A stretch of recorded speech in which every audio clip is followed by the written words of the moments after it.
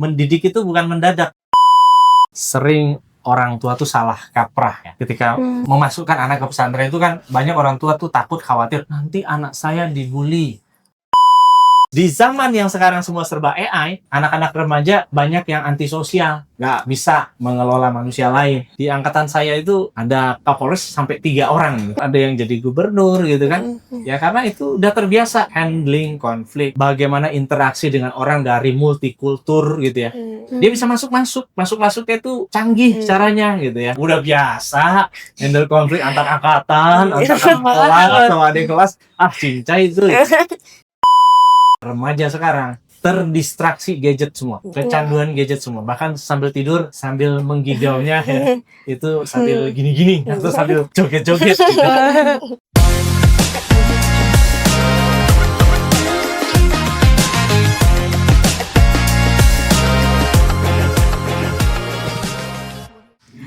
Bismillahirrahmanirrahim. Assalamualaikum warahmatullahi wabarakatuh.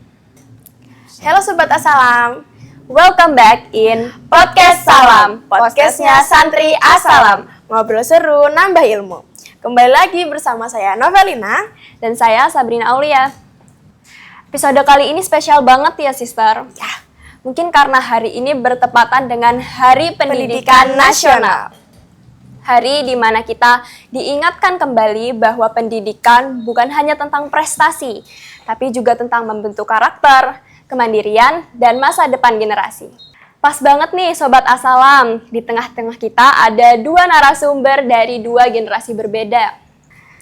Yang pertama ada santri kelas 7 MTS PPMI Asalam yang kerennya dia nih telah berhasil meraih ranking 1 paralel. Berarti keren banget ya, Brin? Ya. Dan juga dia jago bahasa Inggris, ya, betul. Jago bahasa Arab juga. Dan juga memiliki berbagai prestasi lainnya. Langsung aja guys, kita sapa. Halo Afika. Halo, Assalamualaikum. Waalaikumsalam. Afika, gimana nih kabarnya hari ini? Alhamdulillah baik. Ya, alhamdulillah kita juga baik ya. Alhamdulillah baik. Dan yang membuat episode kali ini semakin spesial nih, Sister. Narasumber selanjutnya adalah ayah dari Afika sendiri. Perkenalkan, beliau adalah Bapak Adil Umar. Assalamualaikum Bapak. Waalaikumsalam warahmatullahi wabarakatuh. Terima kasih Bapak telah hadir di podcast kali ini. Sama-sama, terima kasih sudah diundang nih Novelina dan Sabrina ya. Ya, Terima betul. kasih sudah diundang ke sini, ke podcast ini yang keren banget. Ya. Kita juga Bapak. Ya. Kami juga sangat senang dengan kehadiran Bapak dan juga Afika di sini. Jadi kita bisa ngobrol-ngobrol seru nih hari ini. Ya, silakan. Jadi Bapak Adil Umarat ini adalah alumni ke-15 PPMI Asalam dan juga seorang praktisi parenting.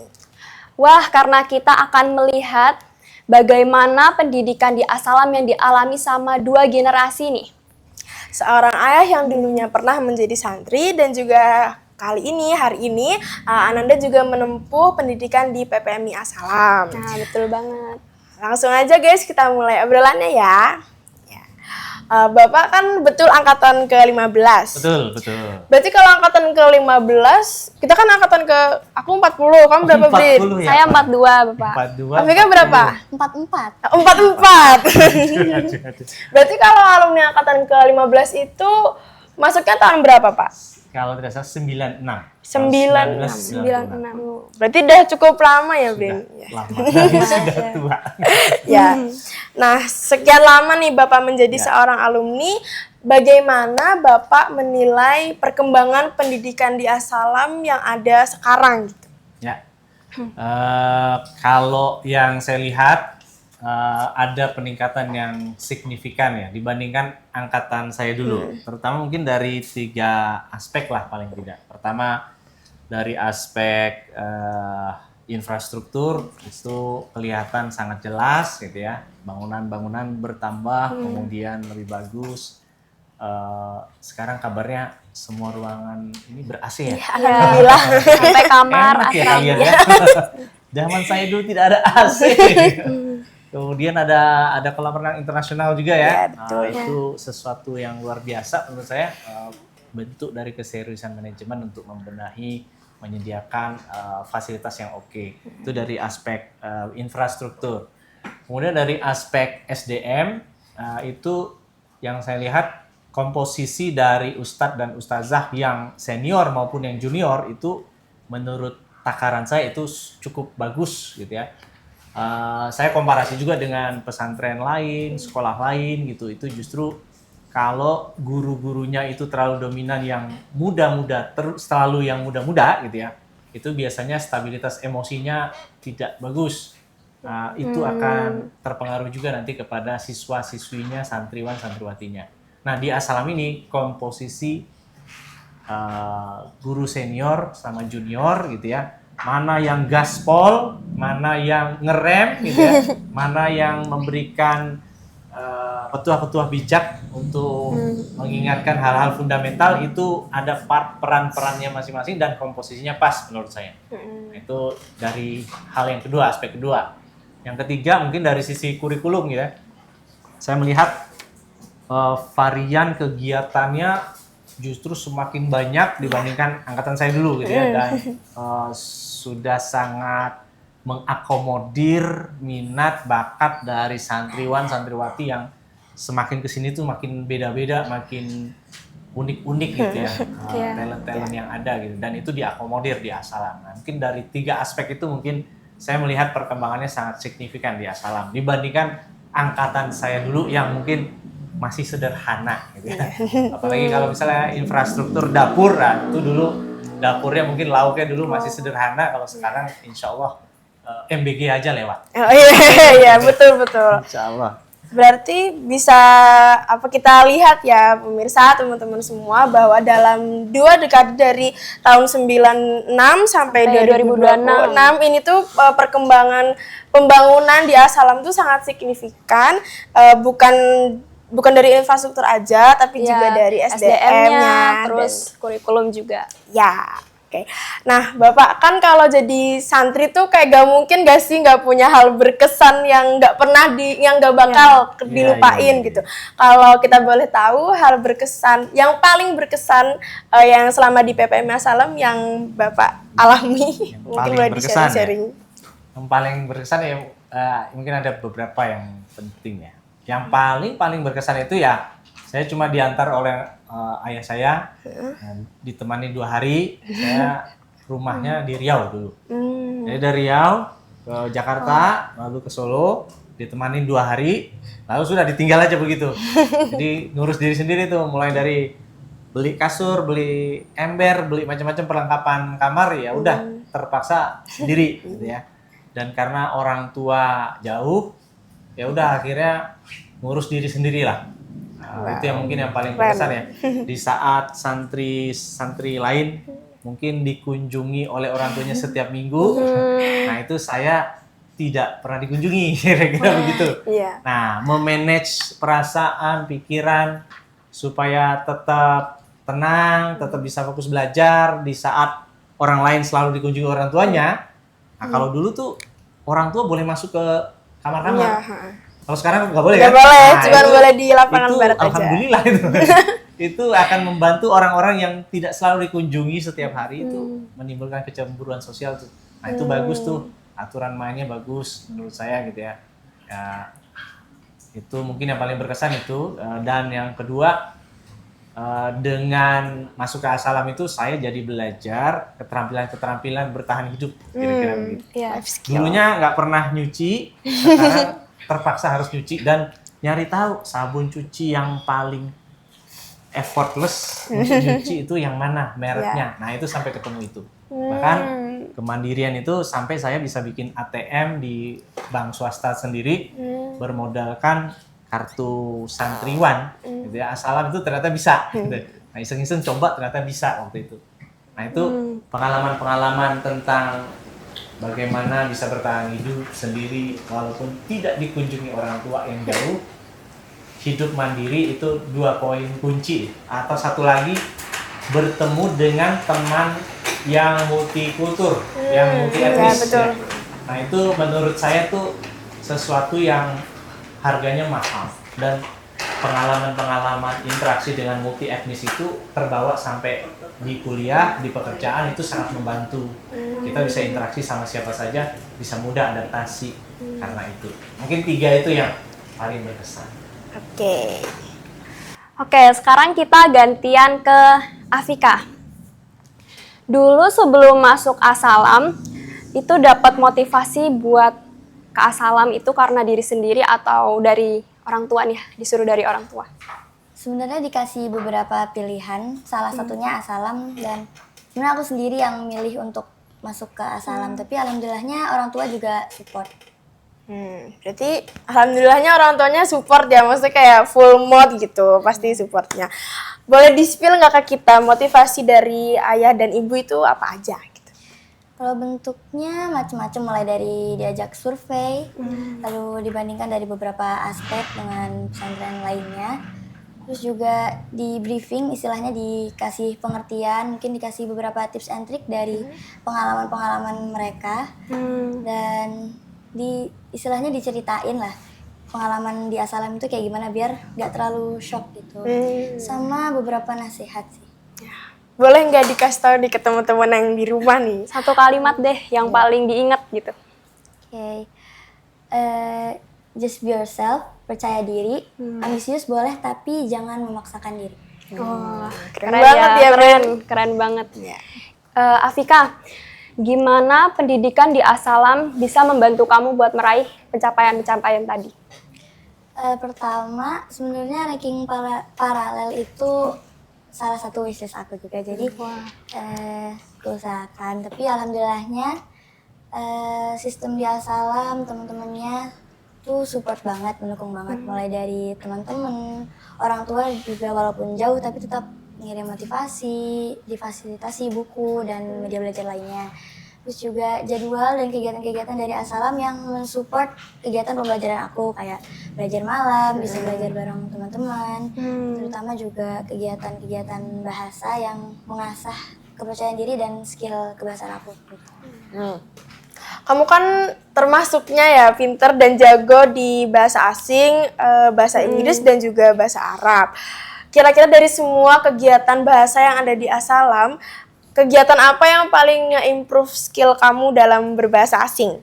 Aduh, sebenarnya banyak ya, karena ada banyak banget kegiatan kebahasaan di Asalam nih, jadi agak susah milihnya.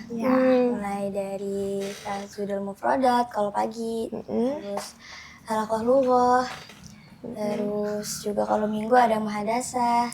Tapi yang paling berkesan itu Muhadharah sih, karena itu selain mengasah skill kebahasaan juga bisa mengasah kepercayaan diri, intonasi, dan itu menurutku berguna sih di masa depan.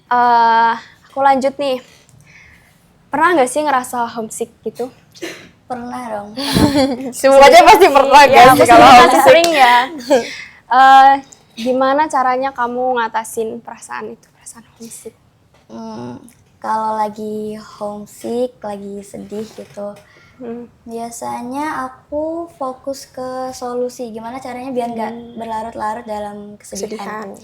Biar nggak terlalu berlarut-larut, karena kan ada kegiatan lain juga, sibuk, nggak cuma hanya untuk bersedih.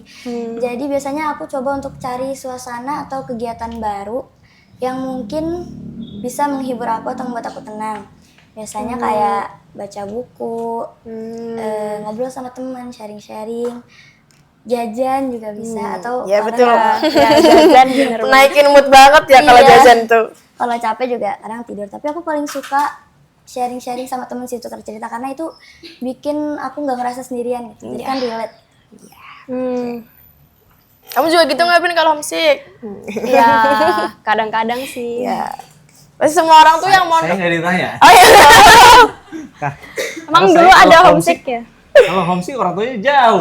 Ya udah saya telan sendiri aja kalau homesick ya. Kalau saya homesick itu dialihkan energinya untuk belajar. Jadi nggak ada waktu untuk berlarut-larut tadi gitu ya. Nama tekniknya break the pattern. Break the pattern. Jadi patternnya kita lagi sedih, ya udah sedihnya itu jangan dipelihara terus. Ya arahkan energinya itu untuk sesuatu yang produktif. Nah, waktu itu saya arahkannya ke belajar. Belum kenal teknik break the pattern, tapi waktu itu saya mengarahkan betul karena lihat setiap minggu orang lain dikunjungi orang tuanya kan. Ya udah saya belajar aja lah kalau begitu gitu ya. Tidak di kamar, bisa jadi di masjid gitu ya, atau di ruang kelas gitu. Masya Allah. Berarti abis ini kamu kalau homesick tuh belajar, jangan nangis. Rajin belajar ya. Belajar. Nah, ini langsung ke Bapak lagi ya. Ya, silakan. Sebagai praktisi parenting, bagaimana Bapak itu melihat As-Salam, pendidikan di As-Salam ya khususnya, dalam membentuk karakter anak? Ya. Yang paling penting itu di As-Salam itu mungkin penanaman bagaimana membentuk karakter yang positif, yang bagus, yang produktif gitu ya. Itu mungkin dengan sistem kegiatannya yang penuh, itu sangat cocok dan pas dengan remaja yang sedang berkembang. Baik secara fisik maupun mental gitu ya. Itu remaja itu nggak boleh dibiarkan kosong gitu ya. Kosong itu artinya dia punya waktu kosong untuk melamun gitu ya. Itu nggak boleh. Remaja itu harus full kegiatan, harus capek. Hal yang paling nikmat dulu waktu saya santri As-Salam itu 10 menit menjelang tidur. Karena di waktu itulah saya merasa hidup itu betul-betul capek ya. Gitu. Karena penuh, jadwal As-Salam itu selalu penuh. Apalagi yang sekarang ya, sekarang ini kan varian kegiatan lebih banyak lagi gitu ya. Nah, kebayang itu teman-teman pasti tersalurkan energinya untuk hal yang produktif, hal yang tepat. Nah, di mana sekarang tantangannya itu teman-teman seusia generasi Z, generasi Alpha itu dianggap sebagai generasi yang lembek, strawberry generation istilahnya, gitu kan? Disentil sedikit langsung nangis, kena mental, gitu kan? Nah, dengan masuk As-Salam itu daya juang itu betul-betul dilatih. Gimana kita bisa mengatur kehidupan, ritme kehidupan kita sendiri, mulai dari bangun tidur sampai tidur lagi, itu kita bertanggung jawab atas diri kita. Nah, di mana remaja di usia teman-teman ini saat ini itu banyak distraksinya, terutama distraksi dari gadget. Ya, betul, sangat betul. Distraksi dari gadget itu membuat kita nggak produktif, nggak bisa fokus, bahkan kecanduan. Nah, teman-teman kalau masuk As-Salam itu dengan sistem kurikulum, kegiatan yang disiapkan, itu sangat-sangat menjawab kebutuhan remaja di masa sekarang. Sehingga karakter daya juang itu terbentuk dari rangkaian aktivitas yang sudah dipilihkan tadi, gitu ya. Dan ada juga orang tua khawatir gini, nanti kalau anak saya nggak mengakses gadget, ketinggalan zaman dong dia. Jawabannya enggak, gitu ya. Kenapa? Karena di dunia yang serba digital, serba AI sekarang, hal yang paling fundamental yang perlu diperbaiki, dipersiapkan bagi seorang remaja adalah hal-hal yang berkaitan sama analognya dia. Analog manual di internal diri dia. Digital itu bisa dikejar dengan cepat. Sebulan, 2 bulan kita bisa jago. Apalagi Gen Z, Gen Alpha. Mereka itu udah digital native istilahnya. Mulai dari kecil aja udah tahu buka password HP orang tuanya gitu kan. Nah, artinya nggak usah khawatir ketinggalan zaman, ketinggalan nanti teknologi, enggak. Mereka akan mengejar dengan cepat manakala mereka bisa mengatur dirinya sendiri. Mereka punya karakter daya juang yang tinggi. Nah, kalau punya itu, semua tantangan nanti, walaupun itu eranya digital, bisa ditaklukkan. Kenapa? Dia punya kontrol diri di internal yang kuat. Nah, di As-Salam, aktivitasnya melatih kontrol diri yang kuat di internal individu masing-masing itu. Nah, itu yang mahal. Itu yang barangkali nggak semua sekolah bisa menghadirkan itu, gitu ya. Maka di situ nilai value yang paling tertinggi yang menurut saya itu As-Salam membentuk karakter santriwan-santriwatinya untuk bisa mengelola dirinya, menahan dirinya, gitu ya, dan juga berkegiatan yang produktif. Di mana remaja sekarang terdistraksi gadget semua, kecanduan gadget semua, bahkan sambil tidur sambil menggigaunya itu sambil gini-gini atau sambil joget-joget gitu. Nah, itu insya Allah santri As-Salam kontrol dirinya masih kuat, masih bagus. Berarti selama ini yang kita mikir kalau kegiatan tuh kegiatan yang sangat padat bikin kita capek tuh sebenarnya tuh nanti juga Iya, untuk menghilangkan distraksi kita sebenarnya. yang bakal selain itu fungsi juga itu nanti bermanfaat. Kalau nanti kita udah besar nih, kuliah maupun kerja, apa yang dialami di As-Salam itu miniatur kehidupan nyata. Anda nanti akan jadi CEO, Anda akan jadi seorang ibu gitu ya, seorang istri, perannya banyak nih, multi peran. Tapi kalau dari As-Salam aja udah terbiasa sibuk, itu enggak masalah, itu bukan beban. Nah, kebanyakan remaja sekarang begitu dibebani multi peran, itu udah minta healing, masuk, ya, kena mental, gampang down gitu ya. Kenapa? Karena nggak biasa sibuk. Nah, tapi kalau santri As-Salam dikasih seperti apapun, load pekerjaan, load beban, multi peran, itu katam. Gitu ya, udah biasa gitu ya. Bangun aja pagi gitu kan, dini hari, apalagi menaklukkan tantangan-tantangan yang ya di kuliah itu nanti terutama paling terasa gitu ya. Kuliah itu kan nanti nggak ada yang mengontrol kita. Yang kontrol diri kita adalah diri kita sendiri. Kita mau lulus cepat atau enggak dan seterusnya. Kerja pun sama. Kita mau jadi karyawan berprestasi atau tidak, pengusaha yang berprestasi atau tidak, itu tergantung kita. Nah, bayangkan siswa santriwan As-Salam itu dari remaja itu udah biasa sibuk. Ada posa, ada apa lagi? Sekarang itu banyak ya. Language festival. Language festival. Gitu As-Salam ya. festival. Dan itu satu orang bisa jadi nggak hanya terlibat di satu kepanitiaan kan? Ya, multi, bisa berlapis-lapis tuh. Gimana dia juggling antara kognisinya tetap harus bagus, tapi dia juga bisa mengelola manusia lain. Nah ini di zaman berorganisasi. Nah itu mahal tuh. Itu nggak bisa dilatih kan? Mendidik itu bukan mendadak. Mendidik itu butuh proses gitu kan. Nah di zaman yang sekarang semua serba AI, anak-anak remaja banyak yang antisosial, nggak bisa mengelola manusia lain.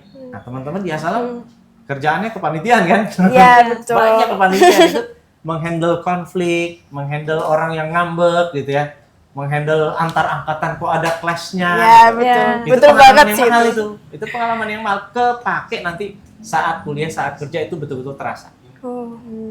Jadi sabar-sabar aja dulu di sini. Ya, sabar-sabar ya guys. Sabar-sabar. Nanti suatu saat akan menuai apa yang kita Hasil, usahakan. Ya. manfaat, benefit itu insya Allah dapat. Oke, dari pandangan Bapak, dari sistem pendidikan di sini dibandingkan dengan di luar sana, Pak, itu bagaimana? Mungkin dari aspek ini ya, saya sama Afika itu kita kita survei berbagai macam sekolah, bentuk sekolah, jenis sekolah, pesantren-pesantren dengan beragam macamnya gitu ya. Nah yang kita lihat itu kebanyakan yang kita kunjungin itu justru sekolah-sekolah yang fokus utamanya adalah di kognisinya aja. Yang dikedepankan itu adalah nih nilai rata-rata kita sekian, tertinggi setinggi seapa. Saat kita kunjungan ke sekolah tersebut, ke pesantren tersebut, semua orang sedang belajar aja kerjanya, gitu ya. Ada lapangan basket tapi nggak dipakai, ada perpustakaan tapi perpustakaannya bukunya numpuk tidak beraturan, gitu ya. Ada laboratorium tapi kok bukan isinya hasil laboratorium yang dipamerkan, tapi barang-barang lain yang ada di laboratorium gitu, nggak sesuai ke penggunaannya gitu. Nah itu kita melihat pembeda As-Salam itu dia nggak hanya mengembangkan santriwan-santriwatinya dari aspek kognisi saja, tapi diimbangi dengan aspek non-kognisi. Kegiatan itu tadi ekstrakurikuler itu terutama yang menurut saya anak muda zaman sekarang harus dibenturkan dengan kegiatan yang nyata. Kegiatan nyata itu apa ya? Ya pramuka, muhadharah tadi gitu ya, kepanitiaan tadi, posa tadi gitu, language festival tadi gitu ya. Itu dengan pengalaman-pengalaman nyata itulah yang akan mengubah hidup kita. Itu yang menempa hidup kita, melatih skill kita, keterampilan kita. Kalau yang diunggulkan itu hanya kognisi, saya nggak akan milih As-Salam. Jadi As-Salam itu dia balancing antara kognisi dengan kegiatan non kognisi. Karena saya seorang trainer, saya ketemu talent di corporate, saya ketemu talent di public gitu ya. Yang betul-betul terpakai itu adalah non kognisi, bobotnya lebih besar.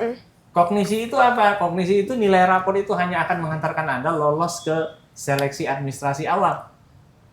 Tapi Anda bisa survive, bisa ngasih influence besar, dampak besar ke society atau tidak, itu tergantung dari remajanya ngapain aja gitu.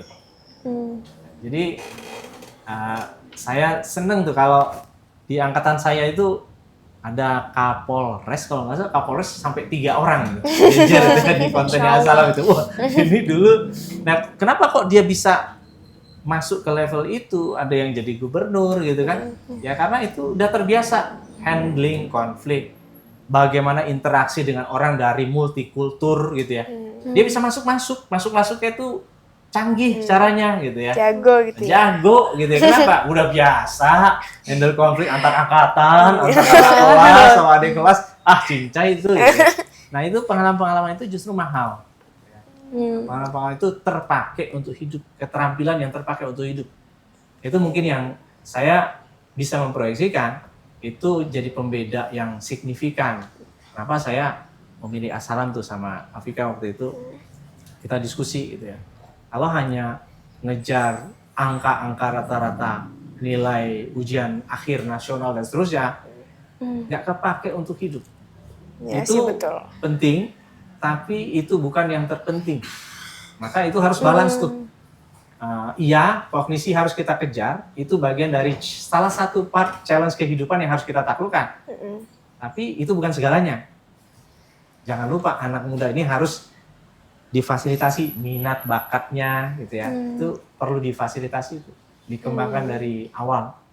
Nah, dan jangan sampai terdistraksi gadget tadi itu. Nah, kalau masuk Asalam, insya Allah bisa kontrol diri, tapi saat menggunakan gadget juga masih bisa untuk kegiatan produktif. Ya. Berarti harus lebih bijak lagi dalam mengelola semuanya. Ya, betul. Nah, dari Bapak melihat Afika nih sudah hampir setahun ya berarti di pondokan. Ya. Apakah kedisiplinan yang Bapak bangun di rumah setelah, maksudnya kan di rumah nih habis itu Afika mondok, habis itu Afika pulang lagi. Itu apakah berkembang lebih kuat gitu? Iya. Berkembang lebih kuat mungkin aspek disiplin itu, jadi konsepnya itu ada kendali diri internal, ada kendali diri eksternal.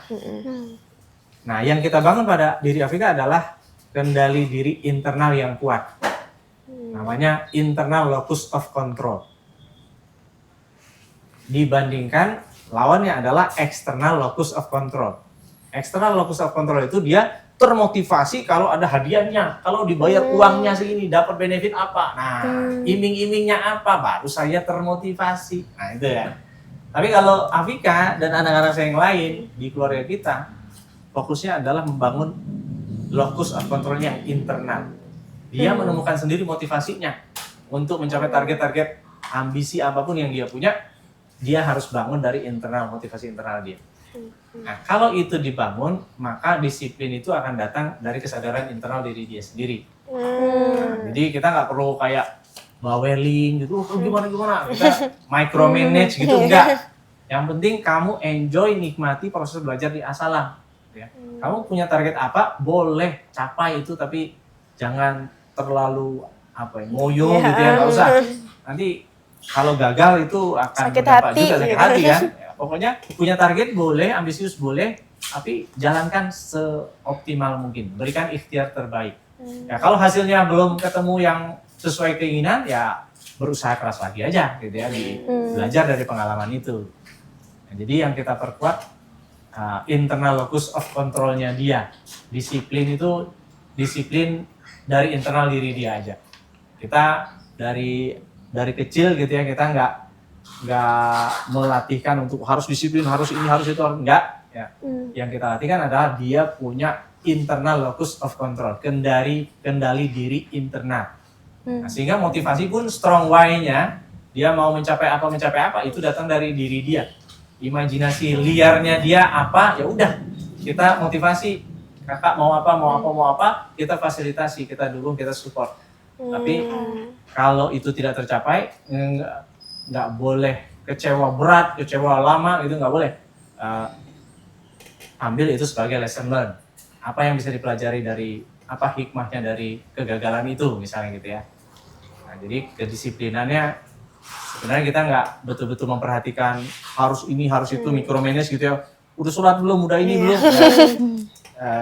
Dia punya cara sendiri untuk mengontrol dirinya sendiri. Dan kita kasih kepercayaan di situ.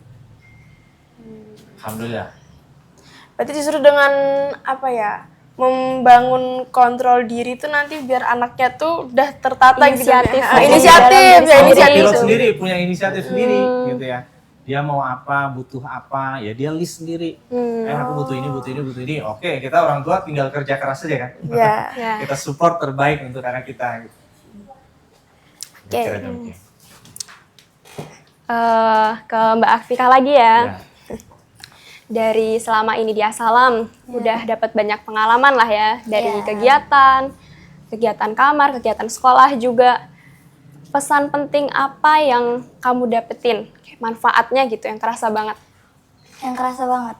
Ya. Dari Asalam, aku jadi tahu kalau misalnya proses pembelajaran itu bukan cuma di kelas, bukan dari pagi sampai siang aja, bukan cuma KBM aja. Sebenarnya dari kita bangun pagi, mandi, sholat tahajud, sampai kita tidur lagi, itu tuh semua adalah proses pembelajaran. Jadi bukan cuma intelligence aja yang diasah, bukan cuma pintaran dalam intelektual aja, tapi life skill yang diterapkan di sini tuh juga sebenarnya yang lebih membantu aku. Jadi sebenarnya yang lebih susah buat aku itu tuh justru life skill, kayak Skillnya. nyuci sendiri, Iya merapikan sih. kamar, bertanggung jawab sama barang biar nggak hilang, itu Ya, itu yang juga. lebih susah. Dan alhamdulillah kalau udah hampir setahun ya, ini udah lumayan terlatih sih menurut aku. Jadi itu yang lebih penting dan berkesan. Iya. Oke. Ini ke Bapak lagi ya. Ya. Jadi kan ini kita melaksanakan podcast ini dalam momentum Hari Pendidikan Nasional. Ya. Pesan Bapak untuk para orang tua yang sedang mencari pendidikan terbaik untuk anaknya. Ya, ketika kita mencari sekolah terbaik untuk anak, mungkin yang perlu diperhatikan itu pertama, cari sekolah yang satu visi, satu misi, satu frekuensi dengan sudut pandang kita sebagai orang tua.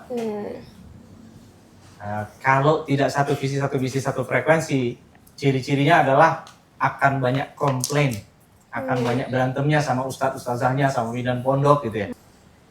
Mendidik anak itu butuh kerjasama tim. Pepatah Afrika bilang, it takes a village to raise a child. Butuh orang sak kampung untuk membangun satu orang anak. Nah, ini butuh kerjasama tim nih antara wali santrinya, dan juga pondoknya, ustadz-ustazahnya. Ini butuh kerjasama tim nih. Kita mau bangun anak yang berdaya guna, berdaya juang, berdaya pikir, dan seterusnya gitu ya. Nah, maka butuh kerjasama tim. Pastikan harus satu visi, misi, satu frekuensi tadi tuh dalam memilih lembaga yang ingin dimasuki oleh anaknya nanti. Gitu. Itu yang pertama. Yang kedua, sadari bahwa ini zamannya zaman serba cepat, serba instan, AI based, semua serba cepat, serba instan. Dan sadari bahwa ke depan itu yang dibutuhkan adalah seorang manusia yang berlaku sebagai manusia yang tidak bisa dikomparasi sama AI. Jadi kalau Anda mendidik anak hanya untuk lebih hebat dari AI, nah itu akan kalah. Karena AI-nya akan Terus keluar berkembang. versi-versi terbaiknya dengan IQ yang lebih tinggi. Tapi latihlah anak di institusi yang memanusiakan manusia, yang memanusiakan anak Anda, yang melatih skill-skill keterampilan yang itu sebagai manusia itu AI nggak bisa handle tuh. Nah, sehingga nanti daya jual, nilai jual, value dari anak Anda itu nanti tinggi. Kenapa? Dibandingkan anak lain yang sudah ketergantungan dunia digital, dia nggak bisa handle manusia. Dengan memilih lembaga yang bisa melatihkan skill-skill kemanusiaan gitu ya, yang dibutuhkan manusia kelak, itu akan membantu anak Anda nanti ke depan. Nah, yang ketiga, ketika sedang melakukan pemilihan terhadap satu sekolah, pastikan berkunjung, going immerse, hadir di sekolah tersebut bersama anaknya. Rasakan, ya, rasakan lingkungannya, observasi betul-betul gitu ya, apakah betul-betul cocok atau tidak di lingkungan tersebut. Kenapa? Karena kalau tidak dirasakan sendiri, ya biasanya komitmennya jadi rendah nanti di anaknya, di anaknya. Nah, karena dia belum merasakan gitu ya, hanya diceritakan ini bagus, ini bagus menurut siapa gitu ya. Tapi kalau anaknya sendiri sudah merasakan, hadir sendiri, lihat sendiri, merasakan sendiri, ikut sholat jamaah di sekolah tersebut, gitu, dia bisa merasakan, melakukan sense tersendiri terhadap sekolah itu, cocok nggak saya sama sekolah ini dan seterusnya. Nah, itu mungkin akan membantu anaknya betah gitu ya. Anaknya bertanggung jawab, ini juga merupakan pilihannya dia mau bekerja apa belajar sungguh-sungguh karena itu bagian dari part pilihan hidup dia. Mungkin 3 hal itu gitu ya. Nah, kalau itu dilakukan, insya Allah kita bisa memilihkan tempat pendidikan terbaik bagi anak-anak kita. Insya Allah, tapi menurut kita berdua Asalam tuh yang Salam ya kayaknya terbaik pilihannya, gitu ya, ya, terbaik pilihan pilihan terbaik. terbaik yang beri orang tua ya di sekolah kan Ya. di sini tuh suatu hal yang harus disyukuri betul-betul gitu karena di Asalam kita dapat banyak banget Ya pendidikan udah memenuhi 3 tadi ya, 3 yang disebutkan 3 syarat Bapak tadi. Adil. Dan satu lagi mungkin yang sering orang tua tuh salah kaprah ya, salah kaprah ketika masuk ke memasukkan anak ke pesantren itu kan banyak orang tua tuh takut khawatir nanti anak saya dibully. Iya, iya, Ya, benar. itu biasanya paling sering tuh ya kalau orang tuanya minim edukasi, dia akan kemakan tuh isu itu. Nah, saya jelaskan sedikit ini. Banyak orang tua yang salah kaprah membedakan antara konsep dibully atau bullying dengan konsep konflik. Kebanyakan hanya karena dia berkonflik dengan teman sekamarnya, dengan kakak kelasnya dan seterusnya gitu ya. Langsung dianggap anak saya dibully. Iya. Nah, Ya, padahal itu adalah konflik. Tolong dibedakan. Dan memasukkan anak ke pesantren itu bagian dari cara kita mengedukasi, melatih keterampilan dia dalam mengelola konflik. Konflik itu kan ada hal yang berbeda jauh antara keinginan dengan kenyataan. Nah, berkonflik lah itu kan. Harusnya kan begini, kok begitu. Nah, maka kalau anak kita orang yang berlatih menjadi seorang problem solver, dia akan cari cara. Gimana sih caranya supaya saya tidak dilangkahi oleh kakak kelas saya dalam antrian? Dia mikir nih, cara cerdasnya apa ya? Nah, cara nggak biasanya apa ya? Tapi kalau dia diem aja, ya dia nggak sedang berlatih menjadi seorang problem solver. Ya. Dan banyak orang tua terjebak begitu. Hanya karena dia berkonflik, lalu dia anggap anaknya dibully. Nah, ini 2 konsep yang berbeda. Kalau dibully itu sistematis, masif, terus-terusan, berfokus kepada satu orang tertentu. Nah, itu gerakannya masif, sistematis tuh, dan terus-terusan intens. Nah, itu baru bullying namanya. Tapi kalau hanya sekedar disalip ke kelas, di depan ATM, atau kalau dulu saya di kantin gitu ya. Nah, itu kita perlu merespon. Apa respon kita? Nah, itu di pesantren, di kegiatan manapun, di fase kehidupan kita, dimanapun itu, akan selalu ada itu. Akan selalu ada konflik. Di perkuliahan, di pekerjaan, akan selalu ada konflik. Tapi kita terlatih, terampil nggak untuk mengelola konflik itu? Nah, kalau tidak, kita akan cenderung akan diam aja. Nah, betapa banyak di Indonesia ini orang baik tapi diam. Ya, gitu ya, kan? betul. Benar. Nah, itu nggak boleh gitu ya. Maka saat ada dinamika-dinamika dalam kehidupan, itu momentum anak kita untuk belajar sesuatu. Kan nanti bagi para orang tua yang memasukkan anaknya ke pondok pesantren, kalau ada hal-hal yang tidak sesuai hati gitu ya, kok ini nggak pas, itu adalah ajang untuk melatih anak Anda untuk berani speak up, berani mengubah keadaan, berani ambil inisiatif, gitu ya, berani menggalang konsolidasi dengan pihak-pihak yang terkait. Nah, itu ajang melakukan itu tuh. Nah, jangan justru malah lari dari masalah. Ada orang yang diam atau lari dari masalah atau takut hanya gara-gara ada terjadi satu kali disalib kakak kelas antrian nelpon misalnya gitu ya. Akhirnya anak saya tidak berani nelpon misalnya begitu. Ya itu salah anak Anda. Kenapa? Karena harusnya dia ngomong, "Kak, cara antri yang baik tuh begini ya. Yang nggak antri itu adalah siapa misalnya. Yang dibikinlah kampanyenya. Teman-teman Gen Z, Gen Alpha kan cerdas-cerdas. Cari caranya. Gimana caranya orang semua antri? Gimana caranya saling nyaman? Gimana caranya tidak ada pembulian? Nah, itu bagian dari dinamika kehidupan. Nah, tidak perlu didramatisir.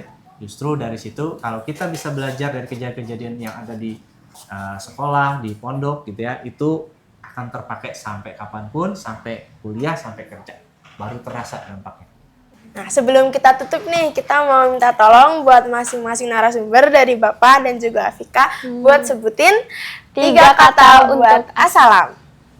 Buat aku, Assalam itu nyaman, Nyaman, suportif, sama beragam.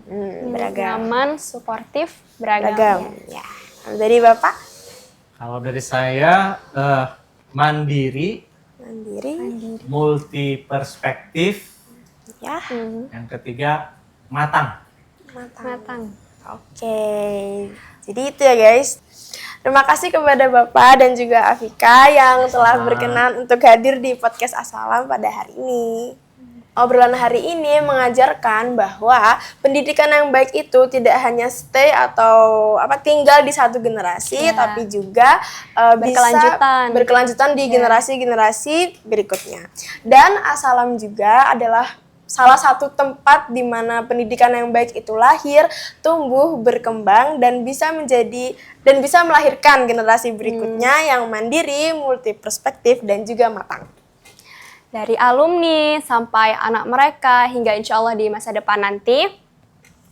Semoga di momentum Hari Pendidikan Nasional ini kita semakin menyadari betapa pentingnya pendidikan untuk masa depan. Saya Novelina. Dan saya Sabrina Aulia. Sampai jumpa di episode selanjutnya di podcast Salam, podcastnya Santri Assalam, ngobrol seru, nambah ilmu. Wassalamualaikum warahmatullahi wabarakatuh.